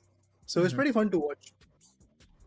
I mean, definitely. I mean, we have seen for today. I mean, we have seen everything, man. In terms of the, I would say, very close down plays. When it comes down to the overall, just mistakes from every other side. When it comes down to the overall capitalization from other teams, as well on the same mistakes that the opponent is trying to make. So it happens sometimes when you are in the habit of winning, especially some of these teams who are just able to dominate. I mean, I'm pretty sure that they are kind of like a semi-professional who play other tournaments as well. But also comes down to the fact that this platform is definitely right there to give out opportunities and give out a platform to everybody to showcase their talent and their worth here at the 2v2 battle. But for now, folks, we're jumping down to the seventh matchup for the entire broadcast, and let's take a Seventh look matchup, yeah. on what's going to happen, because this is going to be the round 2 games coming up from today's Alienware Gaming Saturday, which is happening at Hyderabad. That means bigger and better action is coming through in this round 2, and we have Underdogs, which we have seen against their opponent. They became the Undergods, but can they shut down Kratos? God of War. That's a big question. Kratos official 1v1 is good from the sides of Kratos official. And look at the name, Mardo Mujhe. And it seems like that he's the one who is hunting the opponent. Yeah, definitely. I mean, the hunt will be on. I mean, at this point of time, I would say some things can definitely be changed. Some things can be definitely, the approach, the overall coordination points can be lingered upon from both sides. But Underdogs able to secure 2, and this is the same Kratos official, and this is the same, I would say, the Underdogs when it comes down that they have kind of like proved their play with their, very kind of like a not very one-sided affair, but very, I would say, unbalanced gameplay in their round 1 games. Seconds until stage change. Interesting. But that was a stage 1, to be honest, and now at this point, as we are already in stage 2, things might change. From the sides of Underdogs, I want to see elevation in their play style. But for now, as they don't have the preferred choice of weapons, maybe they're struggling. 33 HP is where Extreme is sitting at. No, this is not the right corner to be tucked in. It can cost you. It did cost him. Ego shots, not just 1 but 2 players. Extinct and Extreme, both of them were taken away. There you go. Beautiful play. Beautiful play. Lovely pick start coming through. 11-8. Intriguing. The ult are also spawning, so the players can go ahead and get their ults done. As we have the Blade Storm, the Empress, Go, go, go. the fast lane and overdrive available. Players can actually go for that.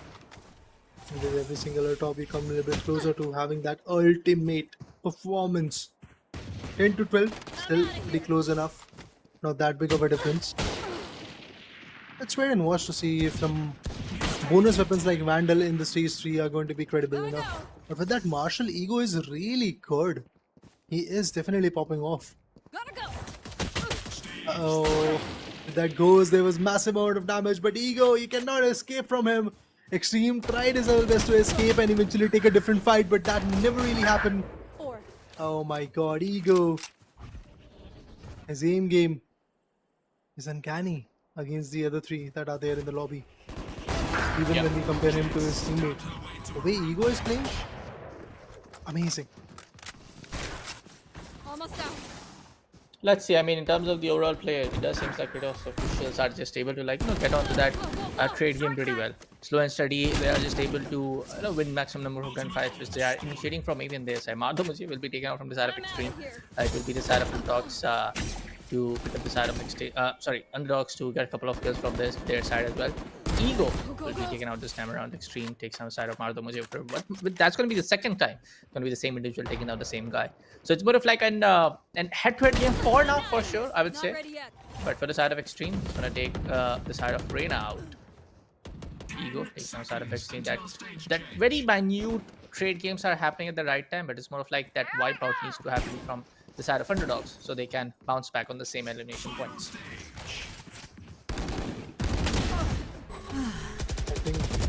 at this point, the way competition is going on. I am still surprised to see where is the lead, where is that domination? Because in the previous I mean, matchup, it cannot just happen in before every this other one, game, right? Yeah, it cannot happen. I in know, every but other if you game. see the majority of the matches so far in Alienware Gaming Saturdays as a whole in last 2 years Yeah, have been definitely, kind of 100%, a yeah. one-sided affair. So I am still expecting that this one will turn out to be a one-sided affair, specifically because of the way Kratos official is playing. But Underdogs, now that they have their preferred choice of There. weapons, they're looking better. Yeah.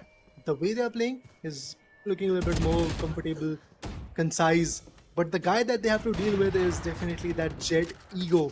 If you're able to control him, things are going to be better for them. If not, definitely a one-sided affair will be there. Ultimate orb spawning. Let's see. I mean, at this point of time, this does seems like an head-to-head game still for me, 23 to 27.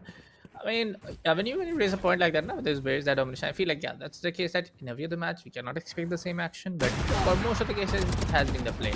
Oh, the operator shot gets missed. Extinct will take both of them down immediately as soon as he gets the chance to do so. 25 to 27 now. Yes, they are making a comeback, a very much possible comeback in the final stages of the game. Well, of course, just the 4 minutes still left. I mean, anything can go on in the final 4 minutes. But yes, this is looking a very much like a on-point gameplay coming up from the side of Underdogs as well. Kratos just having that 1-point lead now.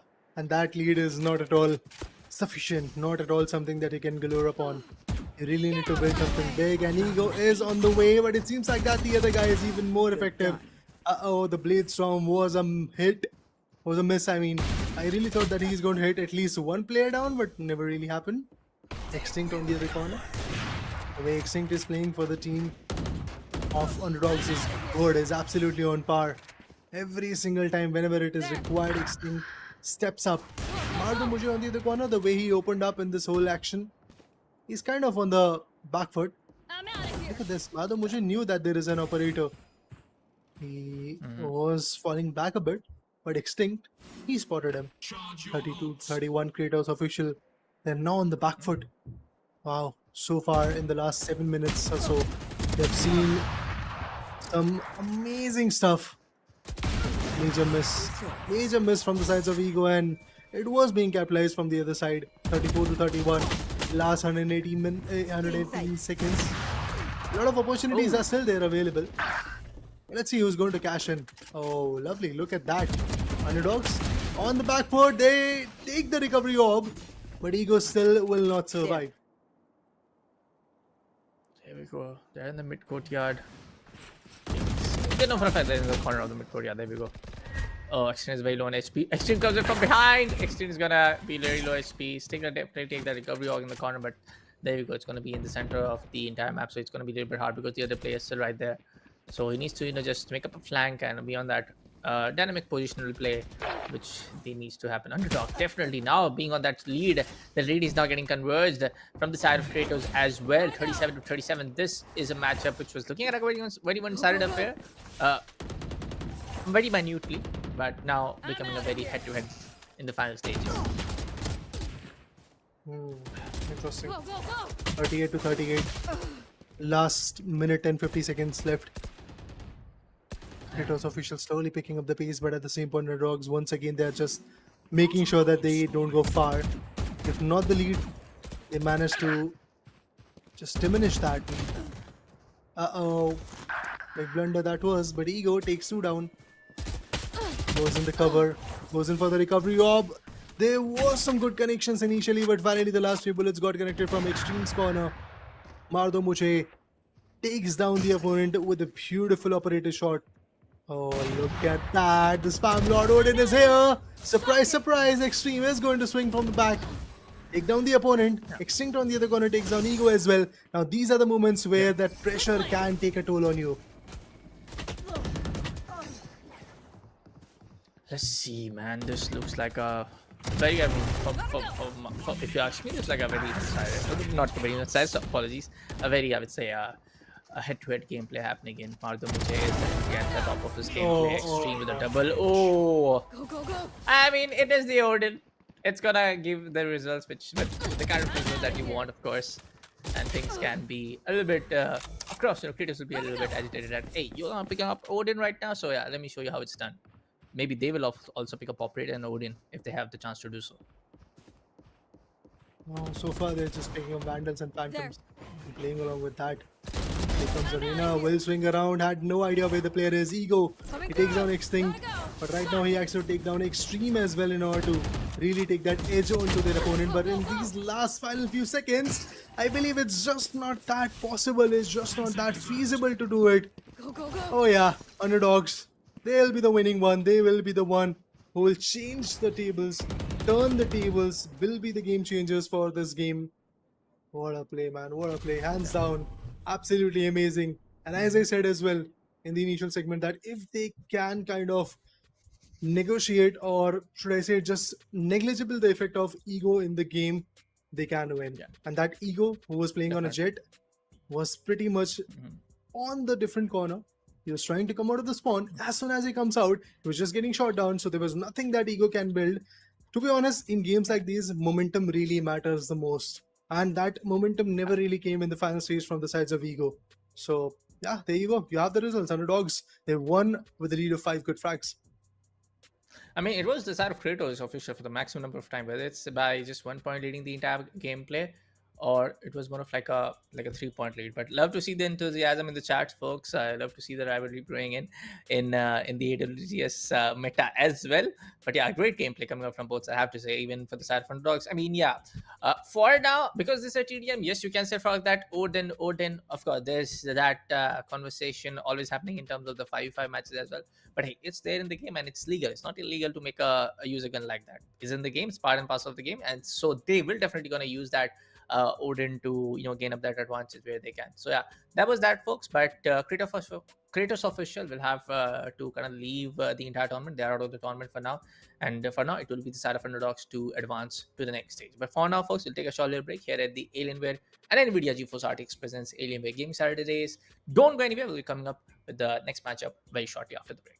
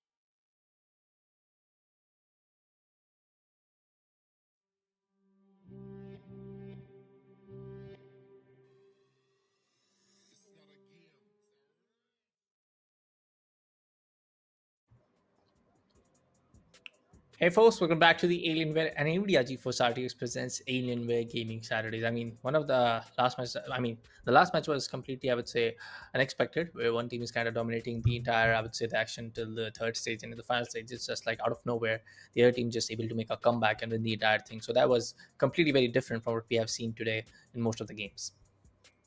Oh yeah, I mean, table turners were there in the first few matches, but to be honest, after that we just got to see one-sided affairs. So you're like, maybe once again we are not going to see that kind of situations. But look at the way the players were able to retaliate. The players were able to put up a challenge.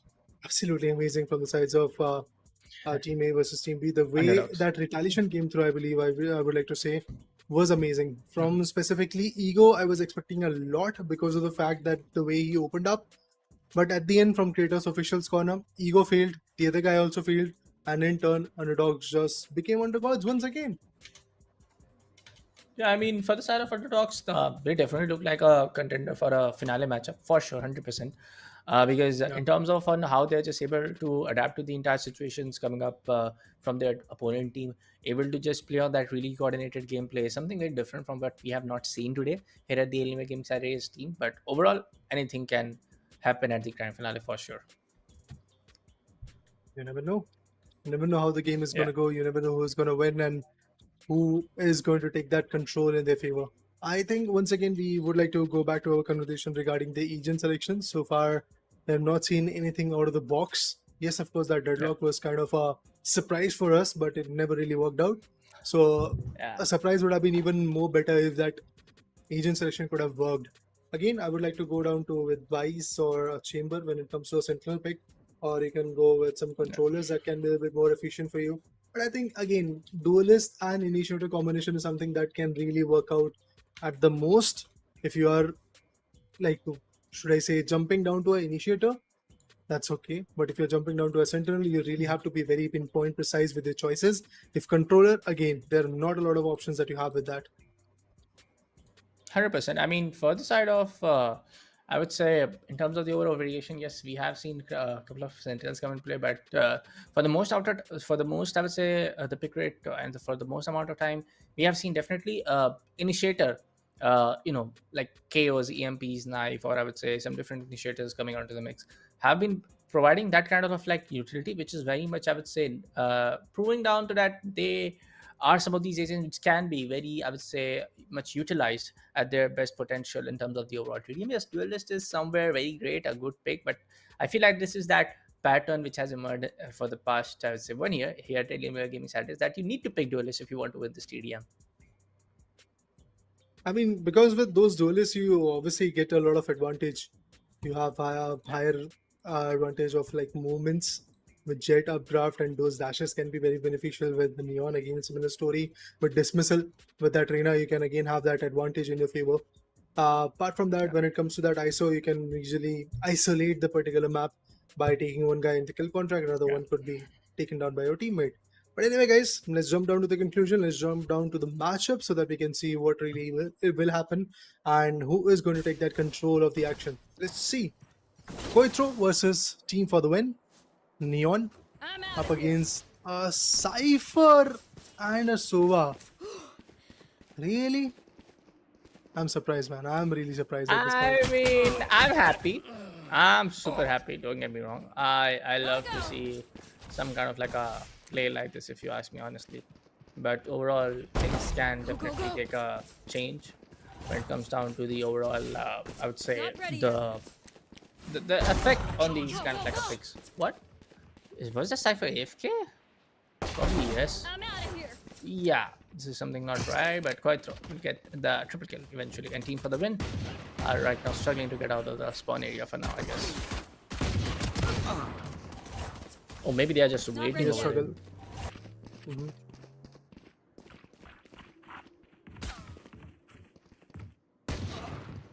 New stage It's in you. 10, Jex wanted to surprise his opponent, will not work. Uh-oh. Jex and Koshiku. Both of them are like clueless at this point. It just feels like that. Recon darts. I don't believe it is going to work. Look at what Sova is doing. He's just pulling out the weapon and he's just constantly shooting in and marching in. It's just not going to help him. bring Let's see. Anchor gets a 6-1 indeed. I mean 16-0. This what? I mean I missed that part, but there's like what? Zero frags coming in from from the side of team for the win. No, this is not looking very good. Ultimate orb spawning. I am clueless, I would like to say at this point. 22-0. It feels like that they have nothing. They have nothing to really offer. Wow. Yeah, a little bit. Yeah. Dominating. I mean 26-0. it is. Not even a single frag. Oh, for a moment I was like, maybe yes, this is the time where Sparks is going to get picked off. But again, it's just not happening. Yeah. Overall, this is looking like a very. For now, this is looking like a very, I would say, one-sided affair, and I don't think so. Things might get, I would say, changed for now. And it looks like Team for the win are the first frag. playing this kind of like a. There we go. The streak gets the streak gets break, the curse gets break, and maybe things can definitely change. Ah, Gotta go. wow. I am, let's say, happy that there is 2 frags that are coming through Four from down. the sides of Team for the win. But it's like they are denying the fact that their name is for the win. The way they are performing, it's like, I would not like to say, but it's like for the losing end, because they're on the back foot It at this happens. point. I mean, yeah. 40 points of a difference, dude. 40 points of a difference is huge. We are already in stage 2. So there's clearly a struggle that is going on. Specifically with that Sova, I believe. He's unable to like completely get his aim correct. Let's see. I mean, at this point of time, it does seems like I know the other team is just very. Here we go. I would say like team for the win is like very much new to the game overall, not just competition, just game overall.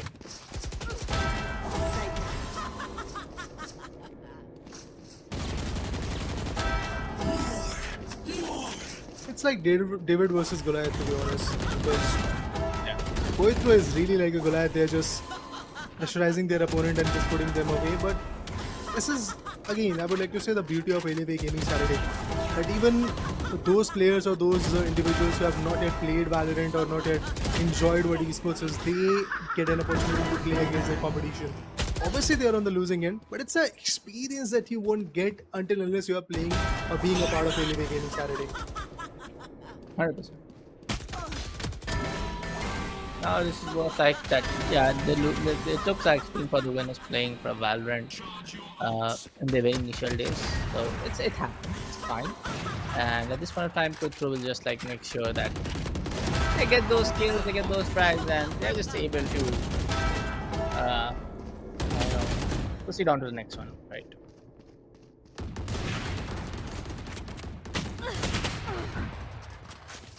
Oh, that was a miss. That was a miss. Sparks. I really thought that he's going to connect with those operator shots. 65-5. 4 more minutes to go. I think this one is definitely going to go to a marker of 100. It's a good possibility. But Jax slowly is popping off. And I think all the frags that so far have come through are coming in from the weapon of Jax. Because Koshiko is clearly struggling. Jax is the one who is doing whatever has been done for the size of this team. 68-6. Oh, there you go. One more from Jax. Beautiful. Koshiko gets spotted. Jax spots Anchor. Puts him down. 60 frags of a difference. Still 3 more minutes to go. There comes the Odin. There comes the Odin. But Jax with those stab shots. He's really getting on the nerves of his opponent.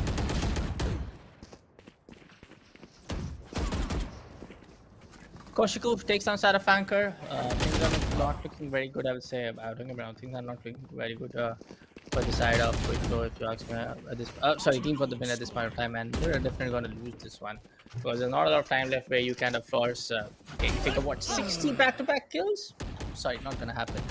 It's more of like a very one-sided affair. This is one of the very one-sided affairs that we've seen for today's game, folks. So yeah, this will be it. I would say. I mean, as casters, we also don't know what to exactly say to just like narrate the whole action. This is very well started at the knife. Come on, Oh, they what? are Go, go, go. new Jex. player sparks. Come on, you are just not trolling them at this point of time. Nah. I'm out of here. Not ready yet. But even after that, if you see, Jex is the one who is definitely putting up the pressure onto his opponent. Jex went ahead Yeah, and look knifed at his that opponent, effort man. is- That's not an easy I'm feat to out do. of here. Exactly. 150 seconds. Jex Go, go, takes go. down Anchor. Hey, I really wanted Not to ready see yet. 100-point marker, but it seems like that these guys are now having I'm just out fun of in here. games. They want to knife their opponent. They want to go with the classics. They're failing in it, but again, that's what the intention is. But look at Jex. Close range, mid range, long range. This guy is really popping off.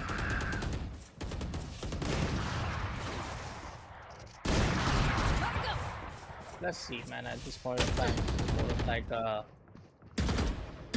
would say a new team going up against you know uh, a very experienced team overall. So that is going to be my take on it. Go, go, go. I'm out of here. 4 down. Gotta go. Hugs, back-to-back 4 frags. Is he going to knife Go, him? go, go. Or what? Jex rotating in a different corner. Koshiko, he's like going in the opponent's Running low. base. 83 to 17, 84 to 17. Back and forth. Gotta go. Going through, just proving what they're doing right now. Being a menace against their opponent. There's the overdrive. Jex is in front of his opponent. Takes one down. Will take Jex as well. 87 to 18. Last 50 seconds or so are left in this minute time period. They have to go to a scoreline of 100. I really want to see a 100 marker coming through. See if that's possible. Takes one down, takes 2 down, again back and forth Sparks.